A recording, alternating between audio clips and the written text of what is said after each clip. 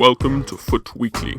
We kick off with a look back at FUT Champions. I discover you can play without a goalkeeper. I reveal the tactics that got me qualified for a weekend league I can't even play in. We take a look at Diogo Jota for our informed impression. And as always, we talk through the team of the week as well as our dynamite discards.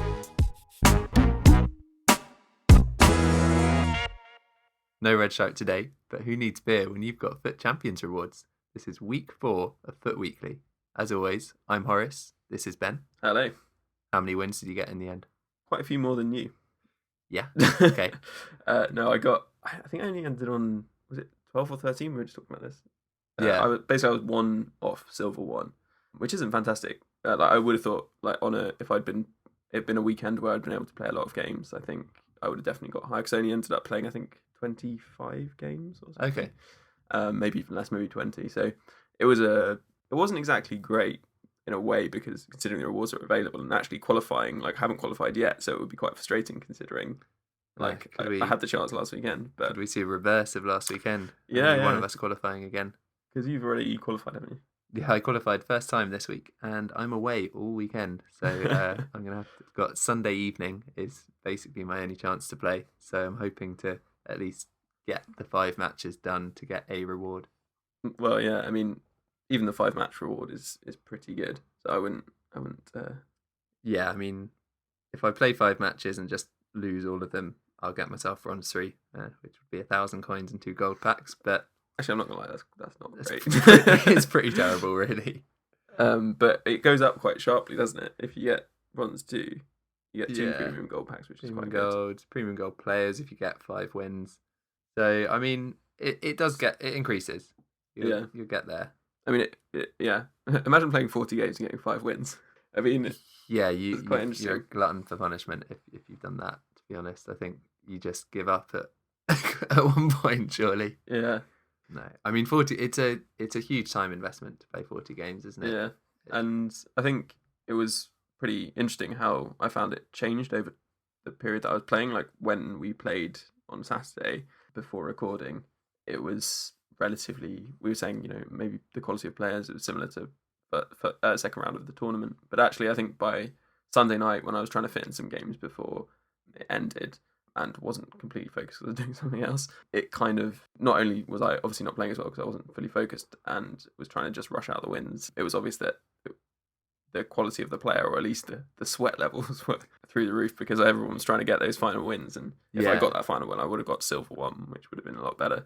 And really, I should have got silver, because a lot of the games I played over that period where I wasn't fully focused, I should have ended up on, I think, gold 3 probably, in the number of games I played. But just because of the final few games not being up to scratch, I'd say, I think I did. Yeah, I didn't quite make it. Also, I think I got a little bit kind of sure that I would make it, if that makes sense. So I was complacent. Got a bit complacent, but it's all a learning process, isn't it? Yeah, I mean, this first one, it'll be interesting to see how interest levels are maintained over the course of the year for FUT Champions, because I think there's a huge amount of hype around it right now, but potentially later down the line, as fewer people are playing, I mean, talking kind of in the kind of lull you normally get around sort of February, March, whether you only get the very hardcore players playing FUT Champions, and that might mean that it's even harder to do well because the people that are playing are particularly dedicated FIFA players, or whether interest, because the rewards are so big, you'll just always get a huge number of people playing it. I mean, I suppose you do get different quality players throughout the year to an extent, but there is that kind of added level of commitment in qualifying for it in the first place and everything. Certainly, it's quite easy not to qualify. I mean, I've got 4 attempts. I just didn't manage to fit in that many attempts in the other tournaments. Yeah, and tomorrow and today is the final tournament. Now, fortunately, we're half decent at making teams, so we don't really have a problem having a team that qualifies for any of the requirements. So we can almost always enter every tournament. But actually, if you were discounted from entering one tournament because you just couldn't build the team or whatever, or you ended up going in a low chemistry one because you weren't really any good at building it or couldn't work it out, then one night you're busy. I mean, it's quite easy only to have a few attempts at the tournament, and it's quite interesting. I think you might be right. Over time, we might find that it's only the very top players who sustain a high level of play who actually are making it in regularly. Yeah, and certainly who are going to be able to commit basically a whole weekend to it every week, I think you'll definitely see a drop off in terms of the total number of people playing. And also the better players might even, I mean, you might end up having the odd week where you don't qualify just because it's a tournament. Like you can't, like it's really, anything happens. It's football. Yeah, exactly. And it's football. FIFA. So yeah, I mean, you feel there are a lot of chances to qualify, but you only need to have a couple of bad runs to, a bit of bad luck, a couple of freak results, maybe a disconnect, and suddenly all your chances are gone. And if you get down to just having one attempt left to qualify, as I ended up on Friday last week, you really feel the pressure. And I got to the final in that last attempt, but I buckled. It's a sad, sad feeling. But yeah, at least qualified this weekend, so yeah, get a taste of it. Get a taste of the FUT Champions. Yeah, but we got a bit rambly there, looking at FUT Champions and the rewards, because as we said on the podcast, we weren't sure if we didn't think the rewards would come out immediately. They ended up coming out in the UK at least sometime around midnight, 2 a.m. last night, we think, and that was because EA wanted to ensure that no foul play had occurred. We basically saw a tweet early on from the developer that I met at the play testing a few years back, and he was saying that the reason they do it is just make sure they're going through and picking out cheats. It's been a real problem on PC. Apparently, loads of people have been glitching it basically in Division 1 and in Weekend League. So I think that is, I don't know whether there's nearly that many people on Xbox that do that, but it's certainly the case on PC. So I could imagine it's certainly easier on PC than on either of the consoles, just because you've got a lot more access to how your computer is working with the game. Yeah, and I mean, I'm sure coin selling still exists, so you've got there's always going to be motivation coin selling still exists, so there's always going to be motivation for people to be finding a way to glitch it. And with the prizes being so big, I mean, it's a no-brainer. If you're trying to glitch something, you're going to do it in the Weekend League. The prizes that you're going to be getting and that I might just manage to scrape this weekend are good, but fairly modest. When you look at the very top end of the prizes that are around, there are some pretty spectacular rewards going on. We actually managed on the beta to get. Oh yeah, on the beta we were in the top 100 because there were so few people playing, and you got a pack which basically gave you a full team of the week. And as far as I'm aware, that's still in it. If you're in the top couple of rank, you get the ultimate team of the week pack, which is, as far as we're aware, 11 special FUT Champions versions of team of the week players from that week. So you're not guaranteed. We don't know if that's going to be the starting 11 or an assortment of gold informs from that week. So I assume you can also get the reserves if they are gold, or the subs if they are gold. And I mean, that's going to be a pretty spectacular reward. Anyone who can finish in the top 100 with any degree of consistency is going to be absolutely minted. Yeah, and also probably already have like Pele, or anyone who's that committed is bound to have like one of the very best teams, I'm sure. Yeah, well, I guess, obviously they've made the rewards so ridiculous in order to really make it competitive and make people really, really push to win this thing. Is there a degree to which it'll sort of end up perpetuating things, kind of the very top players get the very top rewards, and so we'll have the very strongest teams to enter the tournament? Makes it harder and harder for everyone else. And will give people such a big advantage going into future qualification tournaments and FUT Champions weekend things. I think it marks a real turning point for the game, because previously it's been so focused on like who you happen to get in a pack. There are obviously loads of skillful traders out there, and moderately half decent traders like us who've managed to gain a decent number of coins over the course of a year through trading, just investing and just making sure that they're good with their coins. But really, to get the top level players and things, you had to get the very top. True, yeah. Until this year, you either had to get unbelievable pack luck, invest a lot of real life money, or invest a crazy amount of time doing very, very rigorous, hardcore trading. Yeah, definitely. Essentially. Whereas now you have the possibility much to greater do chance through games. If you're an excellent player of the game, like a very top level player of the game, it makes it easier for you. Or even if you're a fairly good player of the game, if you can get any of the gold rewards or elite rewards, even a couple of times, then that sets you up.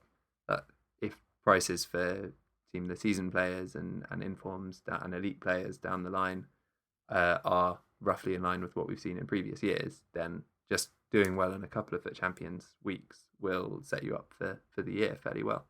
And yeah, I think the other interesting thing to talk about is like why EA have introduced this. Again, it's something similar to Squad Builder Challenges, which doesn't seem to fall in line with their need to encourage people to buy packs. And there's one reason which maybe it does encourage people to buy packs, because of course the vast majority are not getting these top prizes. Yeah. And there's more players that are of higher caliber out there. There's more coins in the market, which probably means that player prices might be slightly higher this year. Yeah. People are going to have more. So there is that kind of side, which the more cynical side. But you could also say that there's this push towards making FIFA more of an esport, which is quite possible. That's more of the reason why it's been implemented, because they're trying to encourage. Yeah, I think it's definitely going to be more of the esports side of that. EA are very clearly trying to really push FIFA as a competitive video game, and potentially they're thinking about this in the sense that the potential revenues from big esports events, sponsorship deals with big other gaming companies, and I guess football clubs getting so involved on, as well. getting football clubs involved, though which way the money is changing hands in that's true. those instances, you don't always know. Yeah, their main motivation is to promote FIFA as an esport, and ultimately doesn't matter to them too much as long as the market doesn't get completely fucked. It doesn't matter to them too much how many coins and how many crazy packs they put out there, because it's all extra lines of code. It doesn't actually impact It doesn't really cost them anything directly other than in maybe lost pack revenue, which I guess they've calculated they're going to make back with maybe ticket sales from these events and sponsorships and advertising. Yeah, and I think that it's interesting though, because actually I'm not sure FIFA really suits an esport. It's just so random. And Yeah. like, something like COD, you don't get like, I don't know, I'm not big on the esport world, but something like a shooting game, it's fairly consistent. You don't get bullshit. Yeah, like, games. It has a kind of FPS games, MOBAs and stuff. Those are very precisely skill based. Whereas in FIFA, because it's a football simulator, you have to have a degree of randomness. You can't get the exact same result if you do the same thing 100 times. You can get roughly the same result, but if there was a certain thing you could do that would guarantee you scoring from 30 yards every time, that would break the game.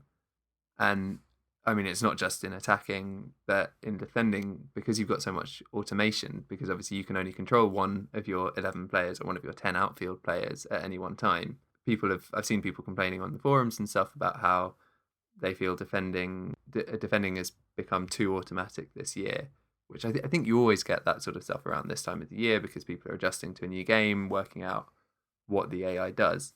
But in terms of an esport, when you're getting so much support from the computer and the artificial intelligence inbuilt into the game, there's an argument that it makes it less viable as a competitive game to play. Yeah, really, they should all have to play on manual, really, to make it absolutely fair. Yeah, true. Yeah, exactly. I suppose, you get so much additional assistance on everything you do in FIFA.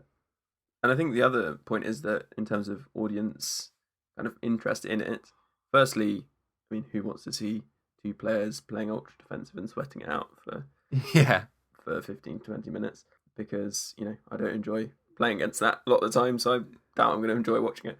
But on the other hand, there's also this argument that, maybe because football's so popular, surely like people playing football and watching that would be popular. But really, part of the reason why football's so engaging is because of the culture around football, which you just don't really have around FIFA. You don't have the fans, you don't have the history of the clubs, you don't have that kind of thing. Yeah. So whether that builds over time, I don't know. That being said, we'll have to wait and see what happens.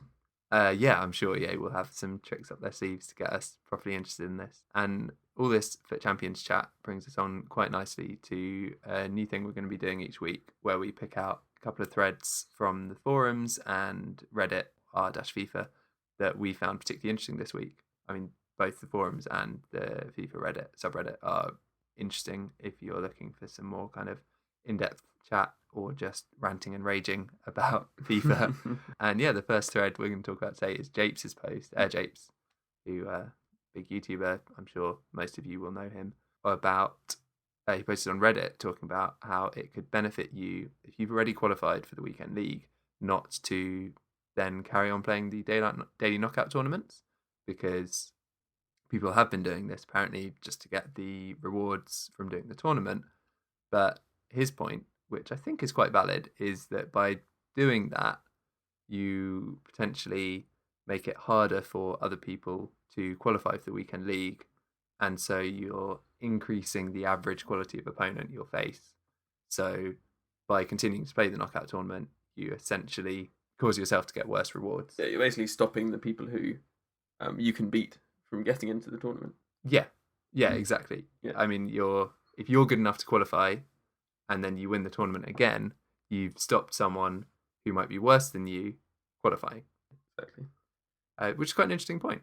And I think the actual impact it's going to have is going to be very minimal because so many people are qualifying and so many people are playing FIFA. But potentially further down the line, as we were saying, when maybe a few fewer people are qualifying for FUT Champions, that could mean the difference between you hitting boundary on the rewards. Yeah, especially if you're in like a matchmaking area which doesn't necessarily match up with that many people, or the pool is smaller. It could actually have an impact, but it's very unlikely. If you're just your average player in London or the UK, I don't think it's going to have a huge impact at all. Yeah.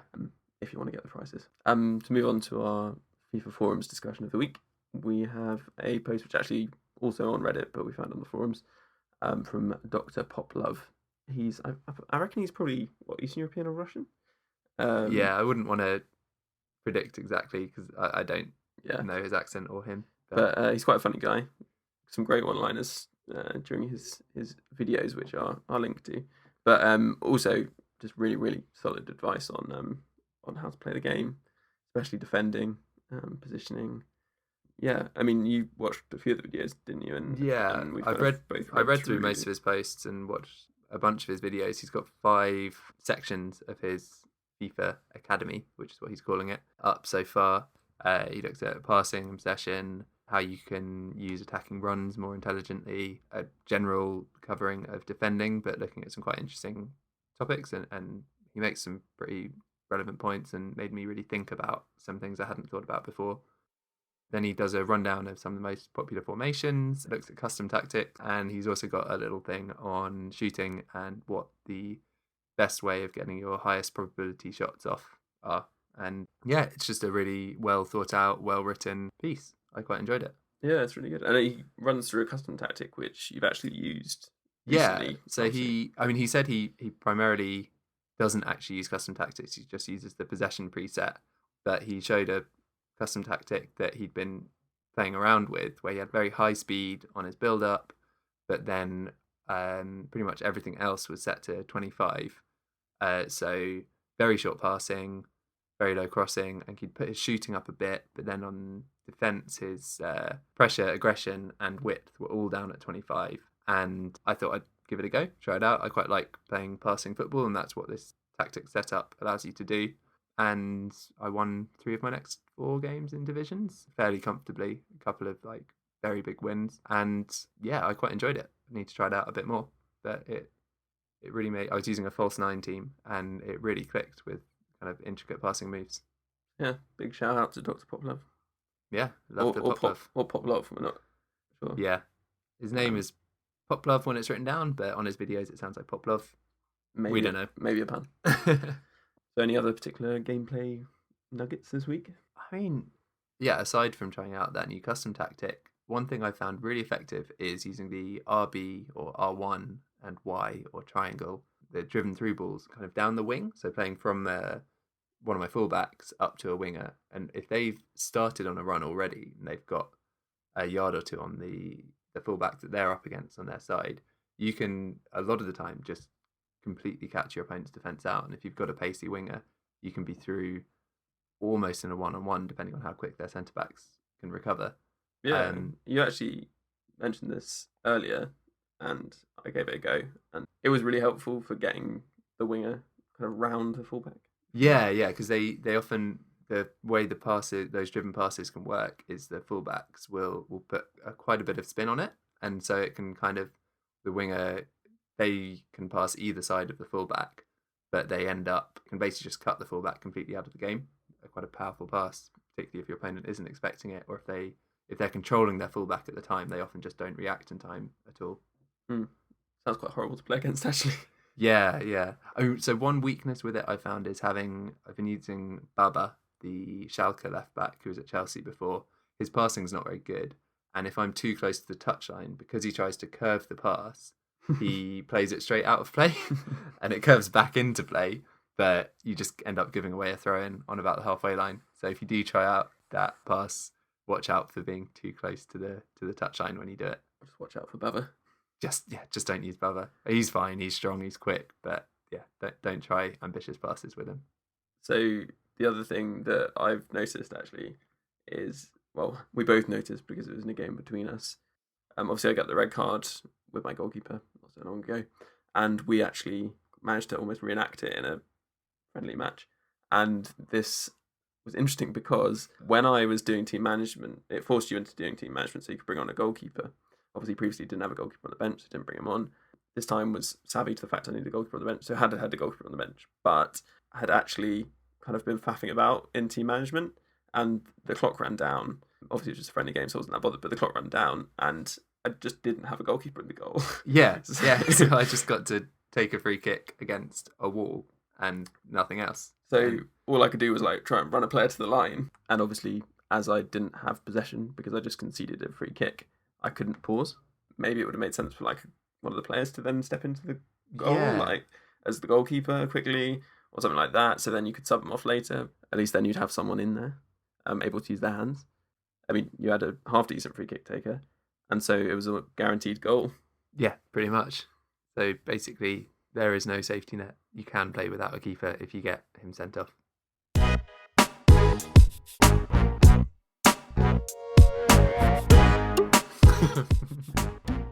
Horace has been caught out with his twin spider. Very unprofessional. So Ben, squad challenges this week. Quite a few of them went up. Did you try any out? Yeah, I did the some of the more basic ones. Did chemistry is key, which was it was a pretty good one. I mean, considering the reward wasn't too bad, I think it was an all players pack. But on the other hand, so many players which were kind of useful for the challenge. The idea being you had to make an all from one club, kind of core of 7 players. It was actually a bit price fixy. Yeah, it was. You needed 7 players from one club with potentially 7 different nations. So actually that limited the number of clubs that you could do it with a bit, but not hugely. There were still a lot of ways of completing this challenge, but it just led to a huge amount of price fixing, quite weird random price fixing. Yeah. I ended up I did it with Mainz in the Bundesliga, because I had a couple, like 3 of the players already just randomly in my club.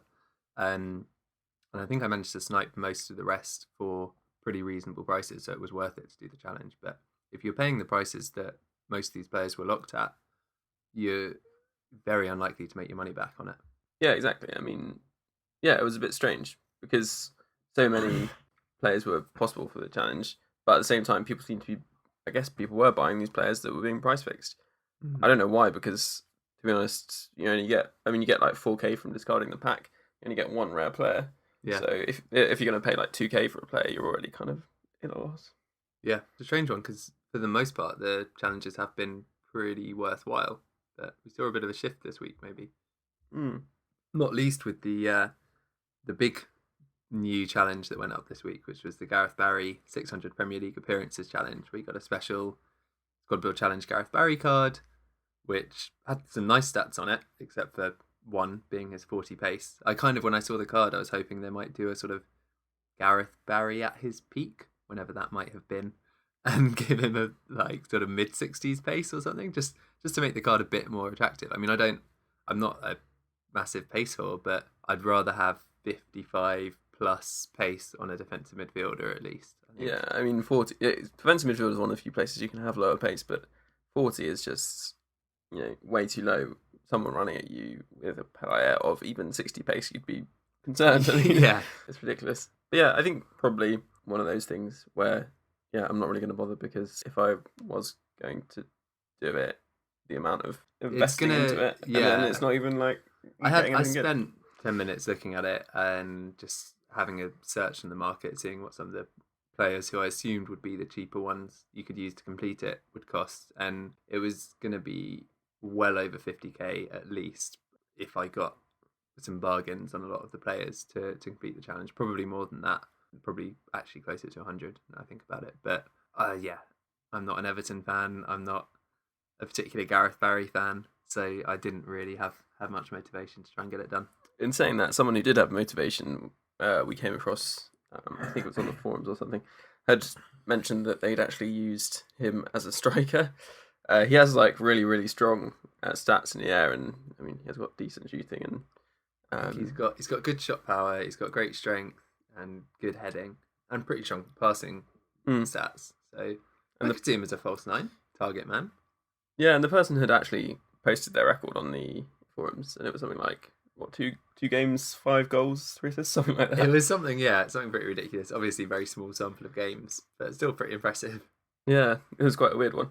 But I mean, yeah, if that floats your boat, go for it. Yeah, I'd be keen. Like, I thought it was quite a good way of putting special cards into the game. It's more interesting and more rewarding maybe than just having record breaker cards in packs for a short amount of time, which is what they've done in the past when players reach certain milestones or break records. So I quite like that idea, and hopefully they do more of it, but just also hopefully it's more attractive players in the future. Yeah, and also something to bear in mind is if it's a player that arguably not many people are going to want, and it was still very expensive to complete, you have to wonder how much price fixing might go on if there was a very attractive player as a reward. And I think it's interesting because, yeah, fine, it's great that Barry is the card because loads of people follow the Premier League and he's a player that people know.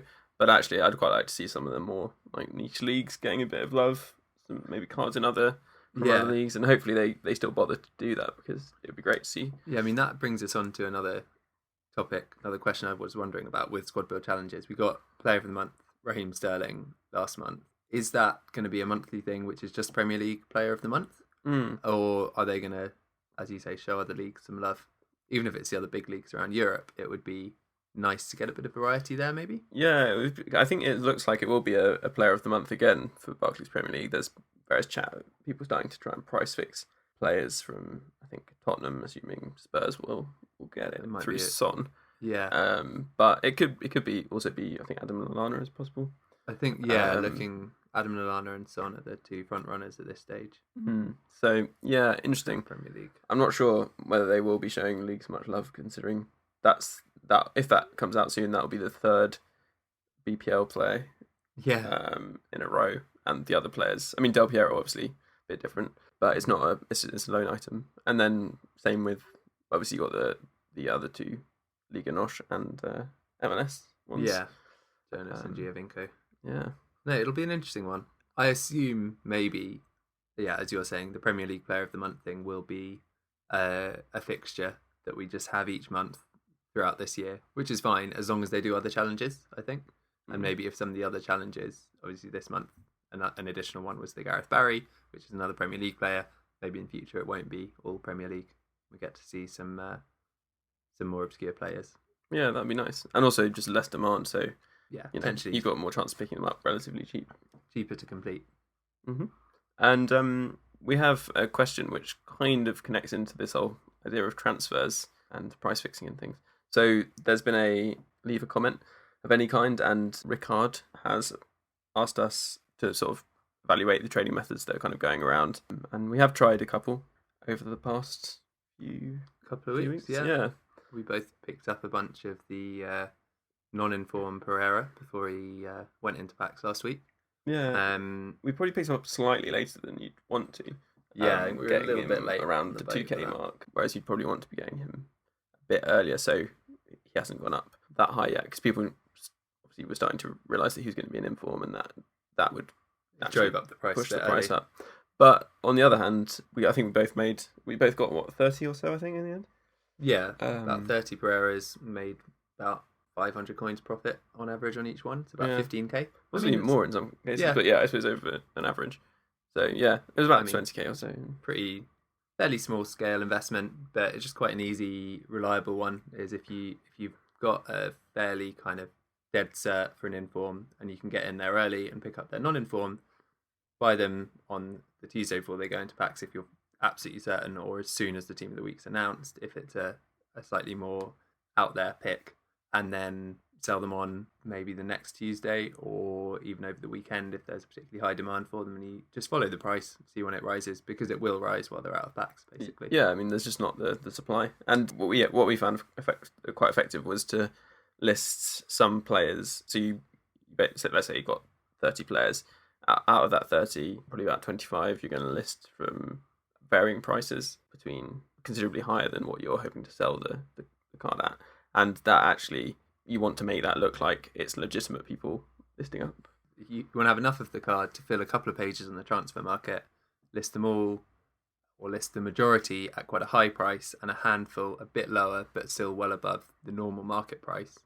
And hopefully you just get lazy people who want to pick up the card, and as all of your cards are coming to expire, so they're basically the first versions of that card that people see on the transfer market, someone will just scan through the first page, see, most of these are going at 4.5k by now, but here's one at 2.8 or 3 or whatever, just a bit below, and they'll just pick it up without thinking, even though if they did a search with a buy now filter, they might be able to pick one up at 2.5 or something.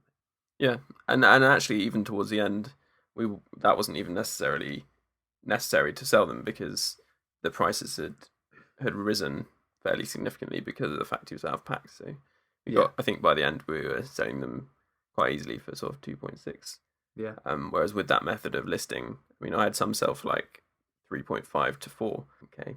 Yeah, people are very illogical with that. You could have, within seconds of each other, you'd have versions of the card going for kind of 3k and 3.5k and 4k, and the 3.5k one would sell and the 3k by now wouldn't.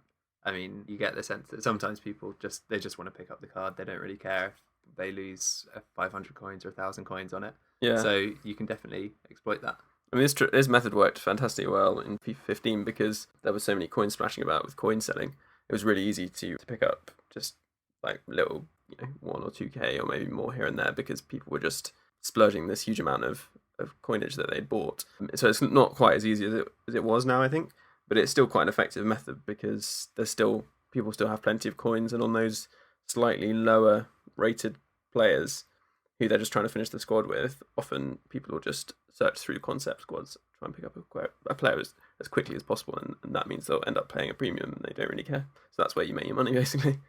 Yeah, it's quite an effective method, really. And I mean, you've also picked up some inform cards, I think. Yeah, I picked up 12 to 13 inform Jotas. Funnily enough, at 12 to 13k, basically because he's quite a unique card. There aren't many competitors for his position in the Portuguese league and for Portugal. So I'm going to see how that goes. I'll fill you in once I know more about how well that's working. Yeah, but I'm looking to going to sit on them. Yeah, and look to sell them on once is much less common, because he's been out of packs for a while. So that'll probably be like a week or two. But yeah, I'm looking to hopefully make about 10k inform, because I imagine it will rise to around 20k. So that'll be quite nice. That'll be like 200k or something. Should be really good. Solid profit if it works out. Yeah, although not 200k profit. That's net. Yeah, net income, turnover. Okay, and that takes us on quite nicely to our informed impression of this week, which is on inform Jota. We both used him in a squad. I think we both had a false 9 set up. How was he for you, Ben? Yeah, he was really good. I used him as the centre forward in the false 9 formation. Had Carrillo on the right with Andre, providing the perfect link to Jota. And then on the left, I had Felipe Anderson. Probably would have gone with El Shaarawy, but he was in another team. And then centre mid, I had Fernandez. And then CDM, I had Medel. So, I mean, yeah, don't need to worry about the back four, really. Although I will give a shout out to Schlotto, the Italian right back, plays for Sporting, who is really good. So don't hesitate to use him if you would like to make an interesting hybrid. But yeah, back to the main man, Inform Jota, was really, really good. He basically just has a really nice feel to him. Like the way he controls the ball, dribbles the ball, it all just feels very smooth. he takes these kind of really lovely like flick touches, which you can see actually on the video we posted earlier today. My goal, which was a sort of Bergkamp style flick and then smashing in the volley, which was really nice. Yeah, that was a lovely goal. And yeah, I definitely agree. He feels really good on the ball. I think that's probably to do with his agility. He's got nearly 90 agility on card. And he's not a small player. And yeah, he's 5'10". So I had him quite a lot of the time receiving the ball with his back to goal rather than trying to play him through first time, because I've been playing with quite a short passing style this week. And in this team, that worked out really, really well. He doesn't have amazing strength on his card, but I guess because of his agility, he was able to turn out of tackles very quickly and lay the ball off, keep the passing move moving. Easy for you to stumble over my words a bit.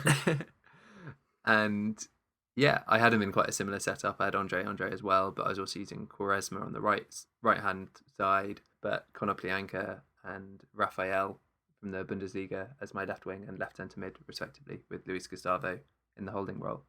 And it worked really, really well. My little bonus shout out from the team would be Rafael. He starts off as a centre forward. I moved his card back to a cam and then got him on enough chemistry with a strong link and a manager.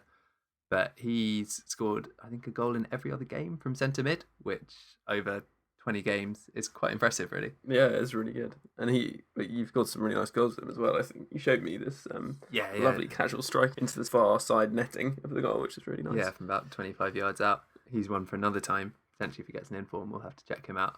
But back to Jota, I also found his finishing on the whole was very strong.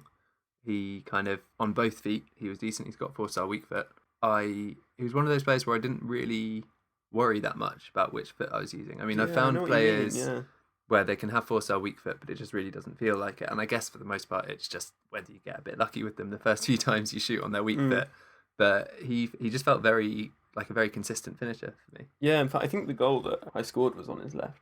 Yeah, that's in the video. Smashing it across the keeper from that hand side. But no, he's one who he really worked out. Balotelli last week, bit of a mixed bag.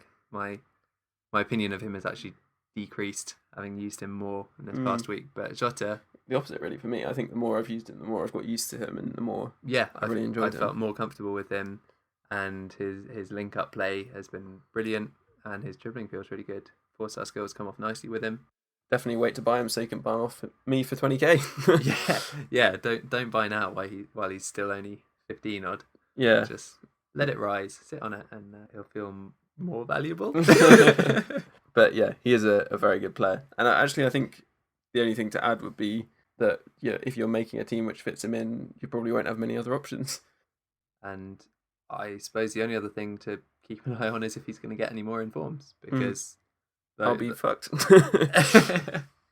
Yeah, pretty much. But he will look even better if it would be a really, really good card, as long as it stays as a striker, because obviously his base card is a left winger. Because he looks quite really average as a winger. Even with those stats, I don't think you'd really suit it that well. Yeah, maybe he's a left forward. Not really quick enough. Yeah, he's got like decent pace, and it like he can definitely burn past defenders, but especially because he's dribbling so good. But actually, it's the combination of his like strength there plus the acceleration and sprint speed. I suppose we probably should have tried him out not as a false 9 centre forward. I mean, you've got a team I'm gonna make in a 4-3-2-1. Yeah. Which has Jota between Nani and Quaresma, which I'm really looking forward to trying out. Portuguese trio. Get them skills in. But yeah, should be good. And I'll maybe talk about that next week actually. For sure. So that was an inform from last week. Let's talk about this week's ones. Who stands out for you from that team of the week? Well, I mean, there's just one player that stands out there. I mean, striker Ronaldo looks absolutely deadly, and I mean, he's just such a good player, and having him in the central position, I mean, on FIFA is just so much more effective than out wide. Because you had him as a striker card. You had one of the striker cards a couple of years back, didn't you? Yeah, I had the record breaker Ronaldo that year that there were so many coins playing around, as I was saying earlier. I had him between Quaresma and Neymar. Team of the season Neymar as well, and the footies Quaresma, so it's pretty deadly attacking three. But yeah, he was the star of the show, and I imagine it will be no different this year. Yeah, no, that card, you can't really look past that card. But there are some decent other players out there. I mean, that Lewandowski is always a really strong card, and a 91 rated striker with well over 80 pace, nearly 90 shooting. He looks really solid. Mandzukic, I quite like playing with the target man, that 88 physical, quite attractive.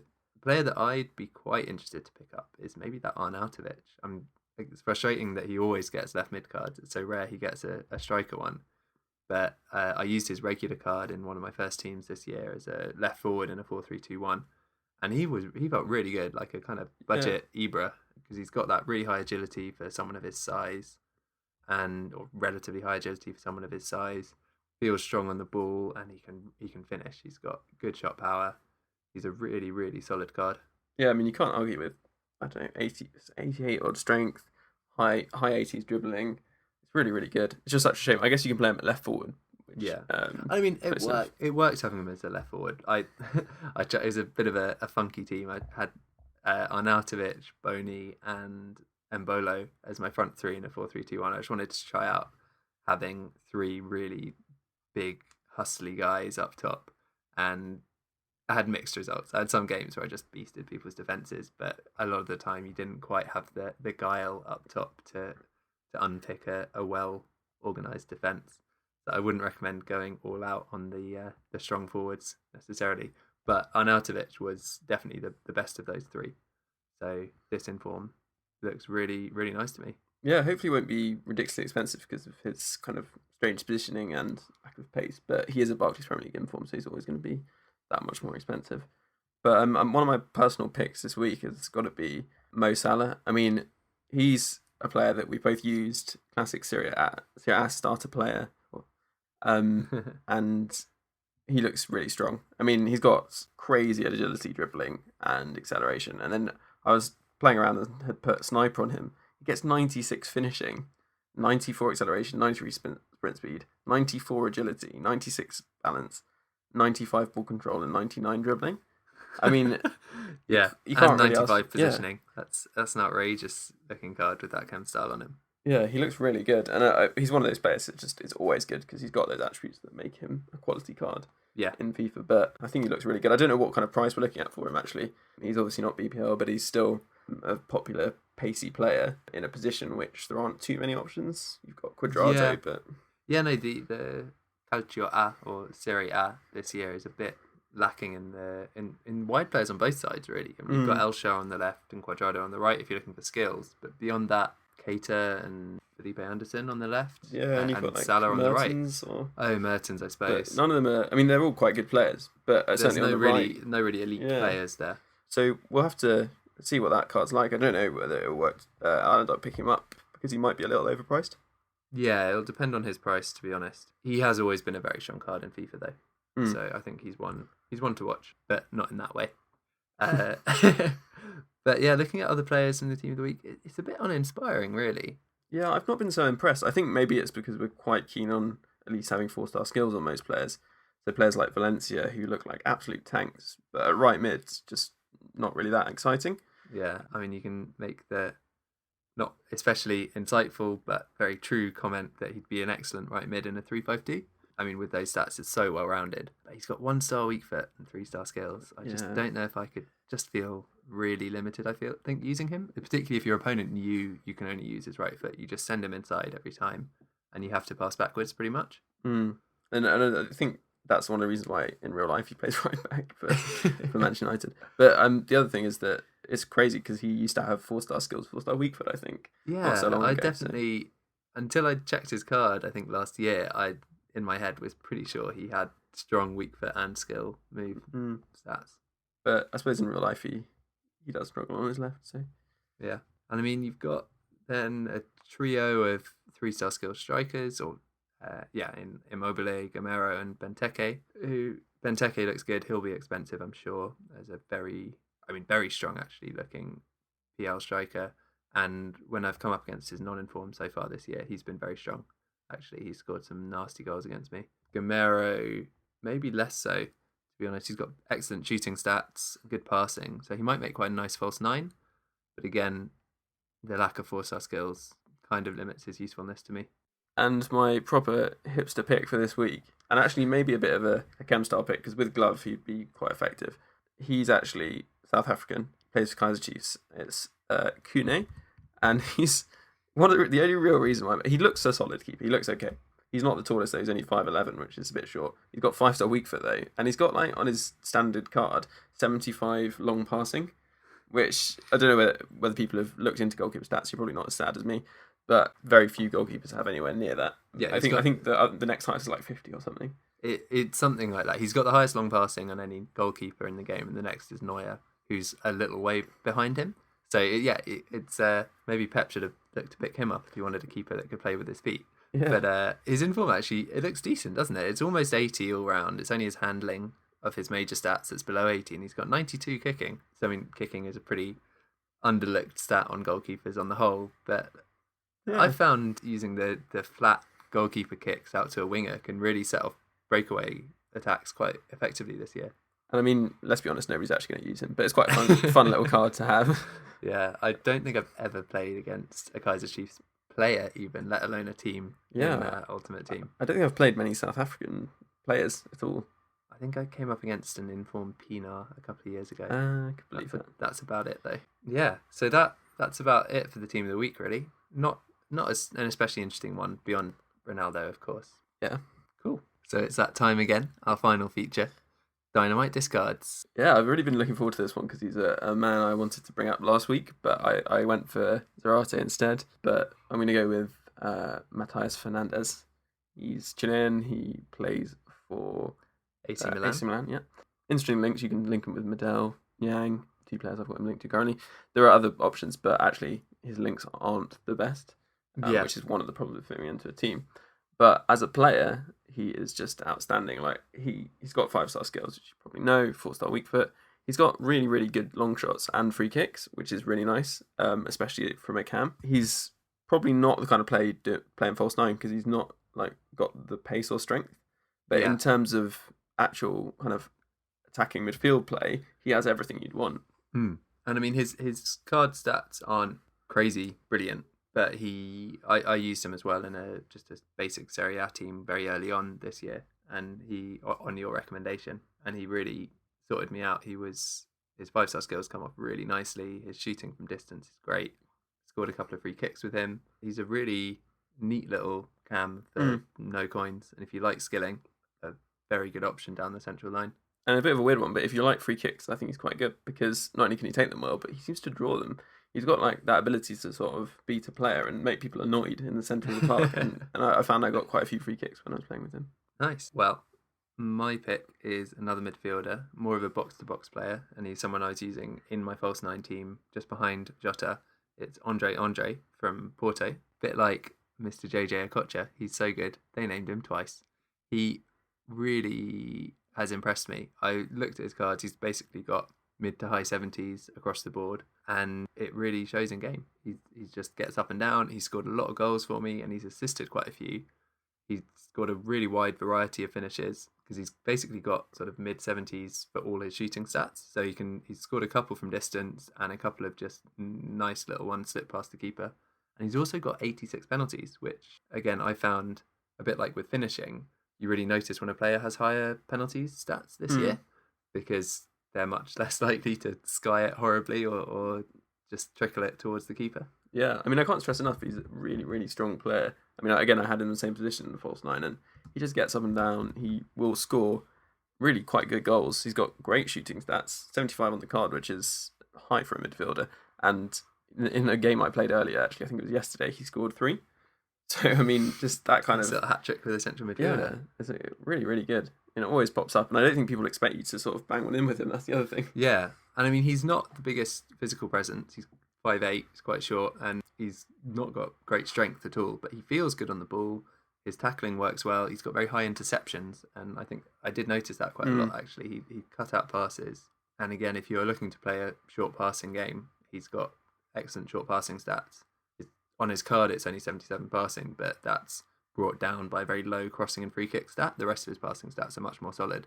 And he's got that lovely triple 75 finishing, shot power, and long shots. Yeah, exactly. Actually feels way better than that in game. Yeah. He's if you're looking for cheap and reliable coins. Well, I guess you could call him a cheap and reliable box-to-box midfielder. But seriously, he is really good. And what do you think about chemistry styles for Andre? I think I've just had him on basic actually. Yeah, I was because going to say same. Yeah, as a sort of box to box player, it gives him a little bit of a pace boost. Nudges his shooting, kind of his relevant shooting stats over 80 for the most part. His passing suddenly turns into 83 vision, 88 short passing, 83 long passing, which is awesome. Takes his dribbling stats close to 85, and his defending stats, he gets 80 standing tackle. So I would be a bit of an advocate for just leaving him on basic. What about you?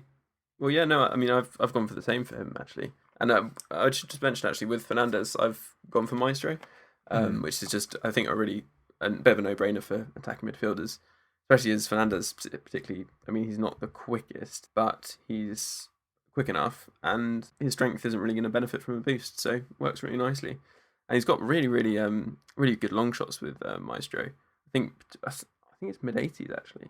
In fact, it's even better. It's 88 long shots and 90 shot power. That is pretty awesome, really. Yeah, I've scored a few really nice long shots with him, actually. And he's got just all-round really good stats once you put Maestro on him. 90 short passing, 92 free kick. Really, really good player. Yeah. So that was Andre and Matthias Fernandes, our downright discards for this week. They can both be picked up easily for less than a K. So if you get the chance to fit them into a team, have a go.